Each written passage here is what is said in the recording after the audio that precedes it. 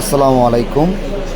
আমি ভেবেছিলাম যে সবার মোবাইলেই নেট সমস্যা, আমার মোবাইলেও নেট সমস্যা। মানে আমি দীর্ঘক্ষণ আপনার খেয়াল করছিলাম যে নেটওয়ার্ক পাচ্ছে না।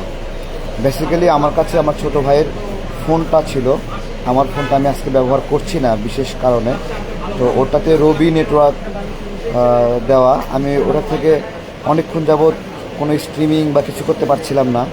তারপরে খেয়াল করলাম যে আমার এখানে হচ্ছে না। তো আমি অন্যদেরকে আবার জিজ্ঞাসা করলাম যে আপনাদের মোবাইলে নেট চলছে কিনা। তো দেখলাম হ্যাঁ, বাংলা লিঙ্ক চলছে, গ্রামীণ ফোন চলছে, শুধুমাত্র রবি এবং এয়ারটেল নাই। এয়ারটেল এবং রবি এই ইন্ডিয়ান কোম্পানি আজকে সারা দিন এই সংকটের মধ্যে ইন্টারনেট সেবা দেয় নাই। এদের কি অবস্থা করা উচিত আপনার কাছে দাবি রাখলাম। এই ইন্ডিয়ান কোম্পানিগুলো আজকে কোনো নেটওয়ার্ক সার্ভিস দেয়নি, অথচ গ্রামীণ ফোন দিয়েছে, বাংলা লিঙ্ক দিয়েছে। তাহলে দেখেন, আমরা যদি বিপদের সময় নেট সেবা না পাই তাহলে সেই কোম্পানির সিম দিয়ে আমাদের কি হবে। ইন্ডিয়ান কোনো কোম্পানির উপর যে বিশ্বাস করা যায় না বাংলাদেশের স্বার্থে, তা কিন্তু আজকে প্রমাণ পাইলাম। এখনও এই টিল নাও এয়ারটেল এবং রবি নেটওয়ার্ক বন্ধ করে রাখছে। এটা কি ইচ্ছাকৃত বন্ধ করে রাখছে না ইন্ডিয়ান এই কোম্পানিটা?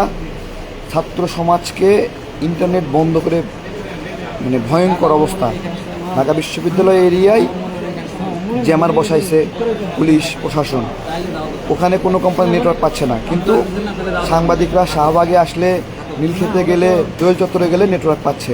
কিন্তু এই রবি এবং এয়ারটেল পুরো ঢাকাতে নেটওয়ার্ক ডিস্টার্ব করে রাখছে, যেন ব্যবহার করতে কেউ না পারে। জাস্ট আপনাদের কাছে বিচার দিলাম যে এই ইন্ডিয়ান কোম্পানির বিরুদ্ধে কী ব্যবস্থা উচিত। এবং আমি আমার ছোট ভাইয়ের এই সিম এখনই বন্ধ করার ব্যবস্থা করতেছি এর প্রতিবাদে। আর জীবনেও এটা ব্যবহার করব না। আপনারা এক্ষেত্রে কী সিদ্ধান্ত নেবেন এটা আপনাদের বিষয়। যে এই জাতির এই সংকটময় মুহূর্তে এরা তথ্য প্রযুক্তিগত বাধা সৃষ্টি করে স্বৈরাচারকে সহযোগিতা করছে এই ইন্ডিয়ান কোম্পানি দুটা। জাস্ট চিন্তা করেন আপনারা। আপনাদের ডিসিশন আপনাদের হাতে দিলাম। আমি এই মুহূর্তে হাসপাতালে আসছি, আমাদের আহত ভাইদেরকে সাপোর্ট দিচ্ছি। কিন্তু আমি আসলে নেটওয়ার্কের বাইরে ভাবছিলাম, অন্যরাও নেটওয়ার্কের মনে হয় বাইরে, আশেপাশে সবাই মোবাইল ব্যবহার করতেছে। তো আমি দেখলাম যে কিরে, এটা তো শুধুমাত্র রবি এবং এয়ারটেলেই এই নেটওয়ার্কটা নাই। তার মানে কি ওরা এইভাবে নাগরিকদেরকে কষ্ট দিচ্ছে, ছাত্র সমাজকে এইভাবে কষ্ট দিচ্ছে। এই বিচার আপনাদের কাছে দিলাম, আপনারা যা চিন্তা করবেন।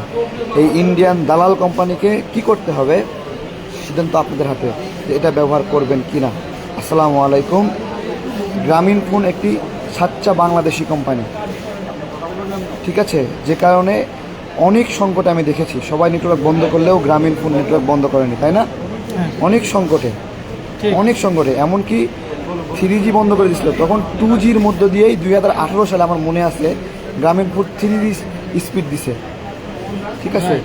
আমাদের দেশের প্রতি দায়বদ্ধতা নাই এইরকম কোনো কোম্পানির সিম আপনারা বাংলা লিঙ্ক ব্যবহার করবেন। এটাও বিদেশি কোম্পানি, বাট ইন্ডিয়ান না। এয়ারটেল রবি ইন্ডিয়ান, এবং এই যে ছাত্রদের উপর ক্র্যাশ চলতেছে, এটা একটা ইন্ডিয়ান ষড়যন্ত্র। এয়ারটেল রবি তার সঙ্গে হেল্প করতেছে, আজকে প্রমাণিত হয়ে গেল। সব প্রমাণ করে দিলাম।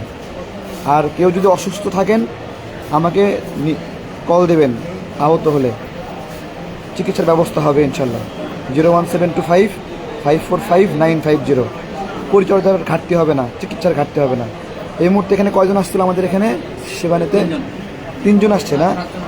3 জন এবং আরও 7 জন আসতেছে।